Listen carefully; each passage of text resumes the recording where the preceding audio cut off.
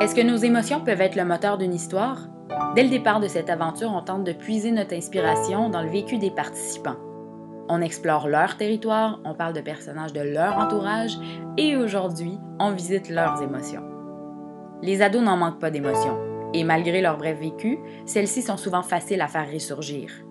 Premiers amours, divorce des parents, déménagement et dans certains cas même déracinement total. Kim est arrivée à Montréal du Cambodge il y a 2 ans.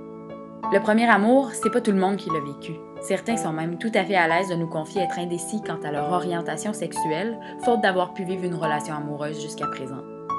Certains ont perdu des êtres chers, on pense à Maude, lié au décès de Jean, le surveillant de son école.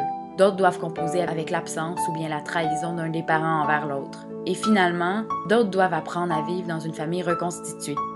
On parle de la peur aussi. Les préjugés sur le quartier Hochelaga-Maisonneuve sont nombreux. Sont-ils tous fondés? Qu'est-ce qui peut nous faire peur? Marcher dans la rue quand il fait noir, les voitures qui risquent de nous écraser, croiser des personnes qui marchent croche parce qu'ils sont drogués ou ivres.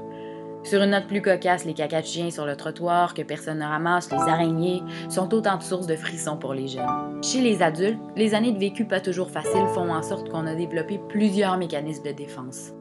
Avec Aline, on parle de sa colère. On lui a donné comme devoir de décrire le plus fidèlement possible ce qui se passe chez elle lorsqu'elle est en colère.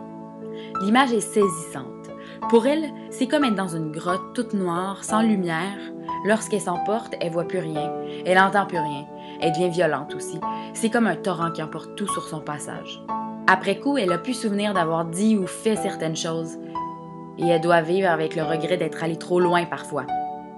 Aline sait que sa colère lui a causé et continue de lui causer beaucoup de problèmes. Son émotion est comme une bête sauvage qu'elle apprend à contrôler, un jour à la fois. Et Karine? Disons que ça lui en prend beaucoup pour se fâcher. La patience a ses limites, mais au fil des années qui passent avec sa famille nombreuse, elle a appris à repousser les siennes. L'histoire commence à prendre forme, et maintenant qu'on a autant de matériel, on peut commencer à bâtir notre courte pièce. À bientôt!